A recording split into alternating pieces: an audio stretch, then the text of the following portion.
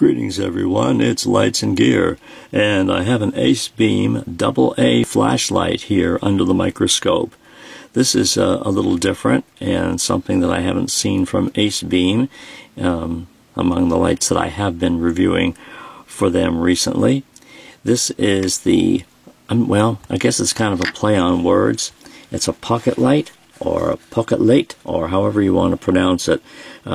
Different interpretations may run rampant here, but sort of a variation on pocket light, obviously, and it's a 2 AA. So for those who say that you don't see a lot of AA lights these days, here is one that you may want to wrap yourself around. It does use 2 AA batteries or a special lithium battery that they supply, so it's going to have a little longer length than most lights you'll see these days.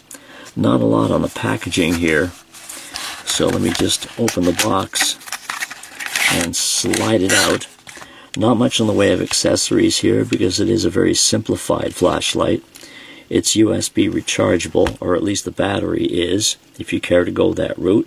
USB-C, so here is the connector for that. Here's the user manual, of course, and the flashlight, as I say, is a little longer than most you will see in today's environment, simply because of the battery. I haven't actually measured it, but it's got a good 6 inches here in length. But it's rather an attractive light, and this is kind of, it's a nice green color, at least in this particular version that I was sent for the purpose of reviewing it. And it has some nice fins here, probably for heat dispersion, and then you have a bit of gripping here, a bit of knurling on the bottom. It's not terribly aggressive, but it's there if your hands are wet. This pocket clip is reversible, so that comes off and then can go around the other way if you desire, and your switch is on the bottom. It is actually a tactical light because you can press the button and get momentary light, or of course you press it and lock it in, and there you have your constant light. And before I go too further into the statistics or the specifications, let me just open this up and show you the battery which they do supply with the light. The bottom, as far as I know, does not twist off. It looks like it twists off, but I have found just to remove the head is the easiest thing to do. So I take the head off here, a little bit of circuitry in the top of the head, and this is the battery they supply. It's I have not actually seen one of these batteries before. It's USB rechargeable, so there's the port up there. But this is lithium ion. It's a 3.7 volt, and it is a 3.7 volt, 1600 mAh. And where is the marking on it here? 14100. 14100.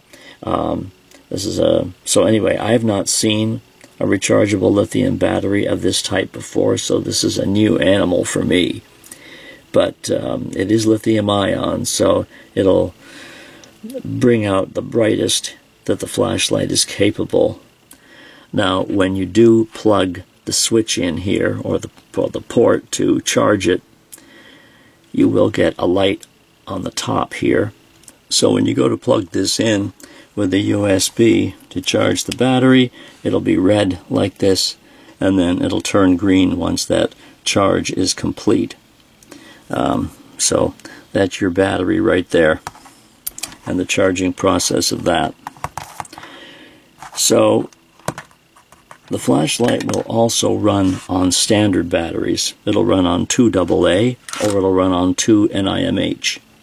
Do not use 2 lithium batteries in the light, which would normally be 14500s.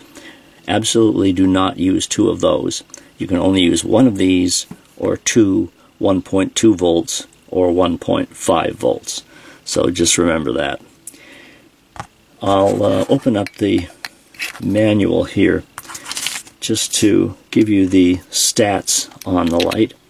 This, by the way, this being the LED, this is a Nichia 519, and it has a very interesting beam in that it's just like a big burst of sun right in the center with rather a wide spill. So, now if I haven't already told you, there are only two modes on the light. There's low and there's high. And as far as the specifications go, I already told you it's the Nichia 519, and it delivers up to 600 lumens on high, and it has the 14100 battery, and it uses other types of batteries as well, the AA and the NIMH. It is impact resistant to 1 meter, and it's also waterproof to 2 meters. And as far as your outputs are concerned, as I say, it's 600 on high, and the manual says that's only good for, I don't know, the manual says 35 seconds on high, but I've timed it, and to the naked eye you'll get a couple of minutes out of it around that output before it automatically does a drop to around 360 lumens. And that's if you're using the lithium battery they supply. And then low is only 20 lumens, and that should run for a good amount of time. And for the NIMH battery, it's 300 lumens on high, and then supposedly it drops to 100 for a little while, and then drops further down to 50 lumens. And 0.5 is the output on the low for 2 NIMH batteries. And then for alkaline, it's the same. It's 300, 150, so they say, for alkaline batteries. It's just that the length of time that it's supposed to run on the low mode is actually a little bit more on the NIMH than the alkaline. It's a very simple light to operate. It does have a low battery warning. Basically, when it starts to act weird and the output is dim or it turns off immediately when you turn it on, it's time to replace the batteries or time to charge the battery. And it does have mode memory, it says. It always starts off in low when the light is turned off for longer than 1 second. It'll always start off in low mode. But you know, switching between low and high is pretty much nothing. Just click it like that, and there's your first mode. Let me turn the light off here.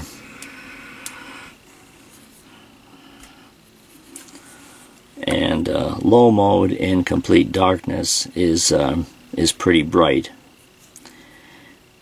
Now to get to high, you physically have to turn it off and then click it again, and then it'll come on in high. So here's your high beam, as you would expect, and again, this is using the lithium battery, so it's supposedly around 600 lumens. So again, if I turn it off and turn it on, I'll be back in low mode.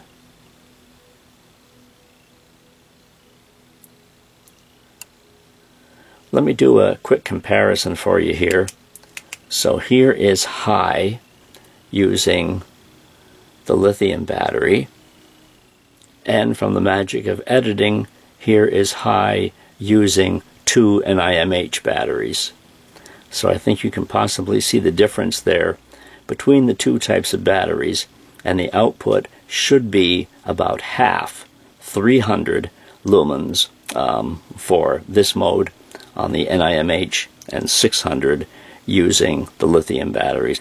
And again, turn it off, turn it back on, and here's low, and the low is much lower using the NIMH or alkaline battery. You could see how bright low was with the other batteries because it was about 20 lumens. This is less than 1 lumen, okay, for the standard batteries, so you won't get nearly as bright an output on the low mode. And some people may like this better, you know. You may prefer this kind of an output on the low mode. Let me show you a couple of outdoor pics that I took on both types of batteries, and we'll give a brief description of those here. So hang on, and we'll show you those pics from the great outdoors.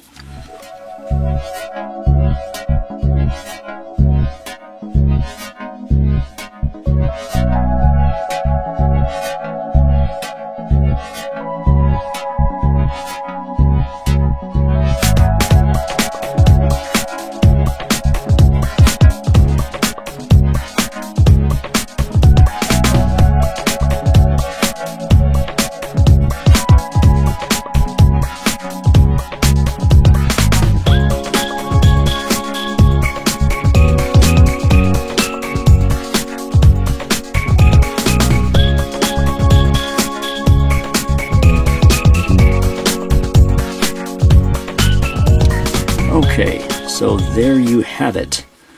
There you have the PocketLite 2AA from AceBeam, a new type of flashlight offering 2AA batteries from a company that does pretty much excel in offering lithium battery flashlights. And this is one that I think a lot of people will find interest in, because a lot of people do like AA lights. But having, of course, the option of the lithium battery is also a necessity. So it has the best of both worlds, if you want to look at it that way. I mean, I like the light. It is everyday carry, of course, as long as you have a long enough pocket to hold it in. And it has a few nice little simple features on it, but still it's a nice light for what it offers.